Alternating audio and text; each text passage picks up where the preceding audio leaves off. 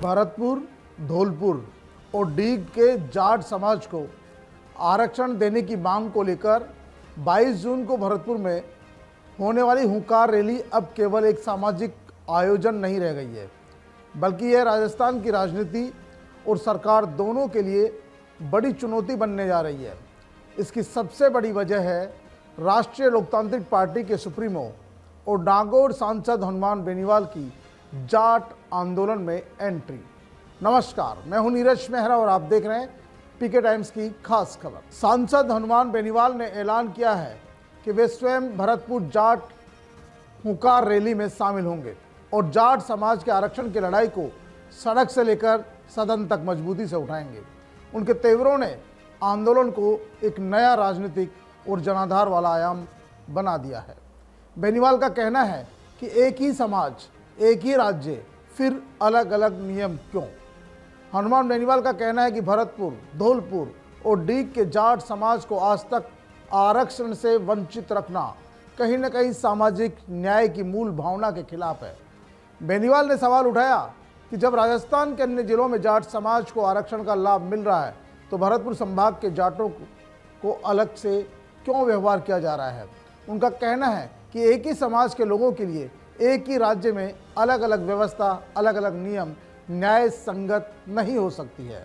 हुंकार रैली से पहले बेनीवाल ने अपने समर्थकों और जाट समाज को भावनात्मक रूप से भी जोड़ने का आह्वान किया, प्रयास किया। उन्होंने कहा कि हम महाराजा सूरजमल के वंशज हैं, हक लेना जानते हैं, झुकना नहीं।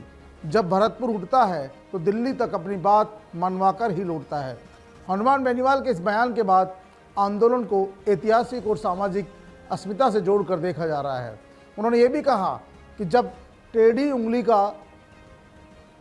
उंगली से घी नहीं निकलता है तब उंगली टेढ़ी करनी पड़ती है। सबसे ज़्यादा चर्चा बेनीवाल के उस बयान की हो रही है जिसमें उन्होंने कहा कि मोदी जी भी कहते हैं कि जब घी सीधी उंगली से नहीं निकलता है तो उंगली टेढ़ी करनी पड़ती है। अब जाट समाज ने वर्षों तक शांतिपूर्ण तरीके से अपनी बात रखी, आंदोलन किया, धरने प्रदर्शन किया, लेकिन अब लगता है कि जाट समाज को भी भरतपुर, धौलपुर और डीग के जाटों को आरक्षण के लिए उंगली टेढ़ी करने का समय आ गया है। उनके इस बयान के बाद में कहीं न कहीं जो स्थानीय प्रशासन है उसके हाथ पैर फूल गए हैं। 22 जून को जो आंदोलन होने वाला है उसमें कितनी भीड़ आएगी उसका कोई आकलन नहीं लगा पा रहा है, इसलिए वहाँ पर कई जिलों के पुलिस को सुरक्षा के लिए भेजा जाएगा और प्रशासन को ताकीद कर दिया है कि वहाँ पर सुरक्षा व्यवस्था बढ़ा दी जाए।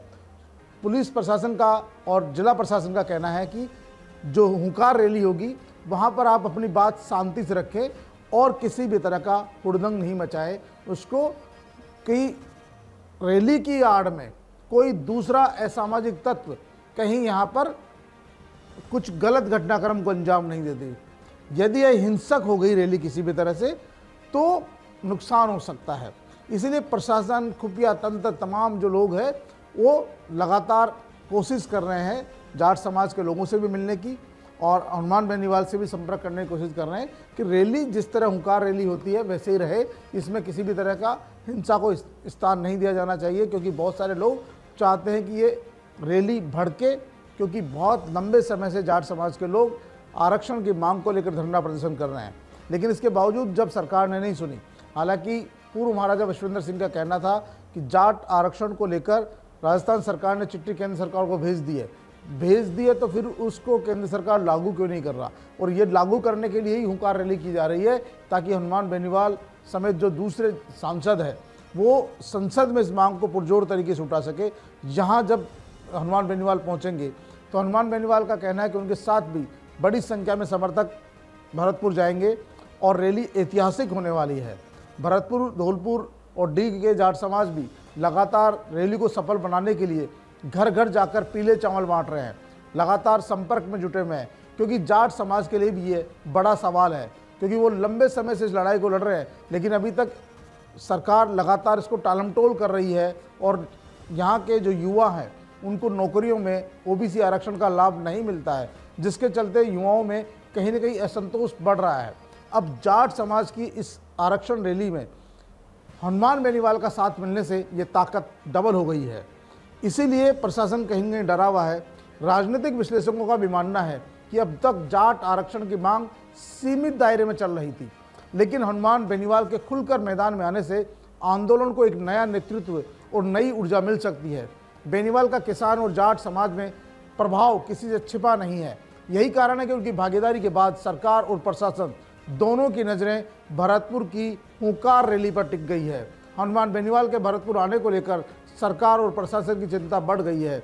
22 जून को होने वाली हुंकार रैली को लेकर प्रशासनिक स्तर पर तैयारियां भी जोरों से चल रही है और भीड़ प्रबंधन, कानून व्यवस्था, सुरक्षा व्यवस्था को लेकर अधिकारियों की लगातार बैठकें हो रही है। सूत्रों के अनुसार बड़ी संख्या में जाट समाज के लोगों की पहुंचने की संभावनाओं को देखते हुए विशेष इंतजाम किए जा रहे हैं।